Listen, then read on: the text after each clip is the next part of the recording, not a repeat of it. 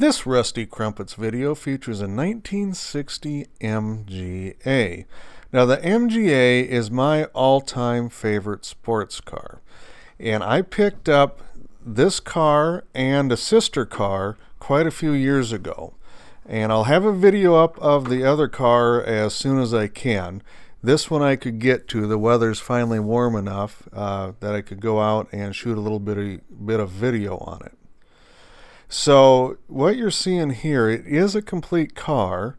The fenders are off. You'll see those later in the video, among other things. And I started taking it apart, and it's going to need a lot of work, but I think it's restorable. I don't know the status of the frame on this one yet, so that's going to be, I think, the tricky part is how much is left of the frame. Seems pretty solid, at least on the inside of the doors and in the footwells, and that's a real bad area for them. So that's really very, very encouraging that that's solid in those areas. Now, this car has been worked on. I found Bondo all over it, in the nose, in the fenders that are missing. You'll see those later. It does run. The motor is free. They're very simple to work on. If the frame is solid, it's not too bad. If the frame needs some patching, that's going to be fairly time consuming. Lining up the fenders on these things are very time consuming if you want them to look right. But they are fairly simple and straightforward. So this is an original grille. It's actually pretty beat up. Here you can see I scraped the paint off. The front had a lot of Bondo in it under the paint, but not a lot of damage. Now the fenders that are missing, they had a lot of damage, so it looks to me like they put the Bondo in to make the nose match up with the front part of the front fenders. The nose is fairly solid. It's not the straightest, but it actually isn't rusted out. And that's a common problem, especially down inside the wheel wells and the foot wells there. They kind of tend to rust through.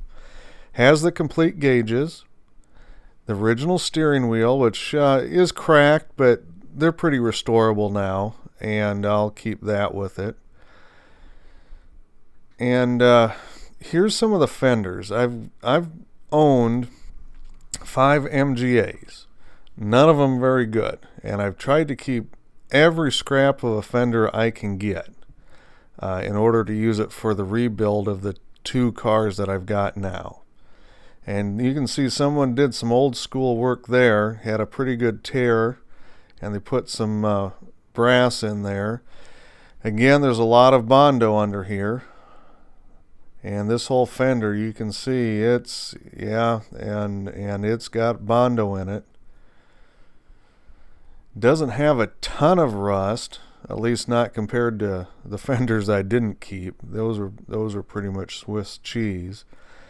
And this is what it's getting down to. It's getting really, really hard to find clean fenders for MGAs. Even rust-free ones have problems, and you don't see very many rust-free ones.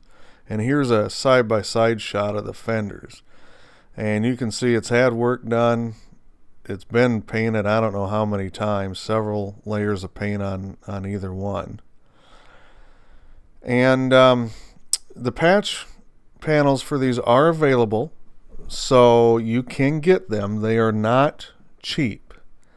And I'll tell you right now, if you can find a parts source where you can get patch panels that fit correctly, please let me know, because the patch panels I have ordered for these in the past take quite a bit of work to get them to match up to original fender. And I don't know why that is. Other patch panels for other vehicles, yeah, you usually have to tweak them a little bit, but boy, not like I've had to do for some MGA stuff. And this is one of the nicer ones. I don't know what those little dents are, that line of dents in there. I thought at first it was a dent puller, somebody knocked something out from the inside, but it's a fairly straight fender and one of the best fenders for an MGA I've ever owned. And that's something, I'm going to try and rework this one You can see there's a little rust in the corner, which is typical, but we'll cut that out and put a little sheet steel in there and make it look right. That point is hard to get right, though, so if you do that and you've never done it before, you need to take very good templates, because if that corner's off and you put that on a car and the other fender is right, you notice it 100 miles away. You can see quite a bit of pitting. Again, that'll have to all come off and replace with the patch panel. But again, finding a good clean patch panel that fits right is a challenge. Now this isn't off this particular vehicle. It's off one that I actually sold to another collector.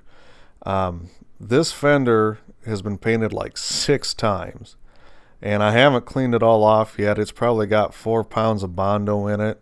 Somebody kind of sculpted a fender out of it. You can see here where some of the filler is starting to crack and peel off. And this is very typical of most older cars, but for some reason I think MGA's just had it worse. I don't know why. I found more Bondos in MGA's than even early MGBs. Bug Eye Sprites, Midgets, and Spitfires are pretty bad too. But MGA's always seem to have the king of Bondo in them. And you can see a lot of pitting. I don't know if I'm going to bother with this. They're very difficult to sandblast. It's a thin steel on these fenders.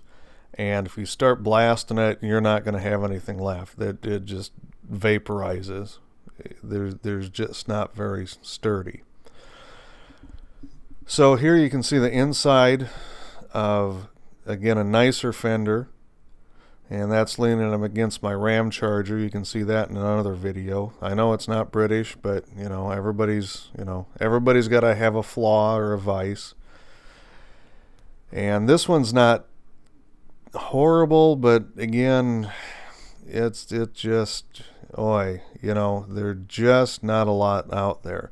Now, replacement fenders you can get, and they're about $2,000 shipped per fender.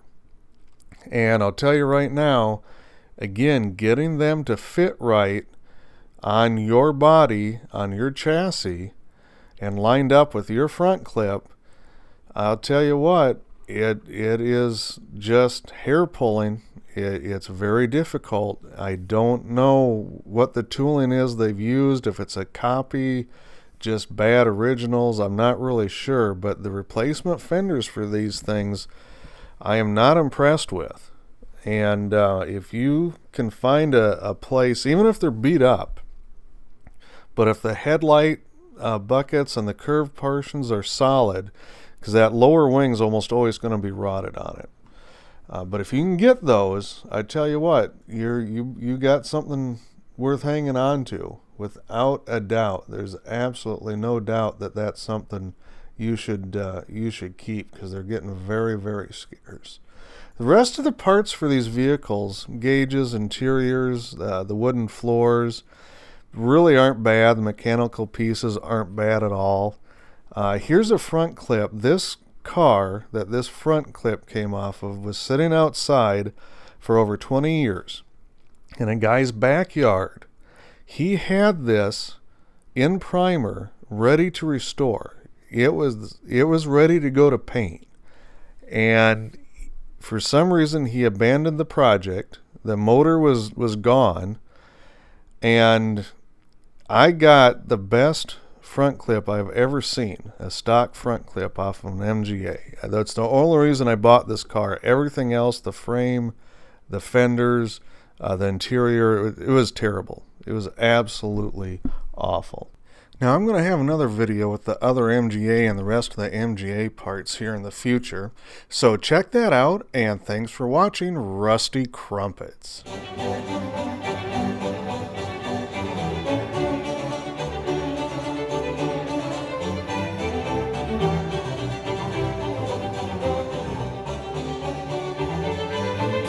Rusty Crumpets.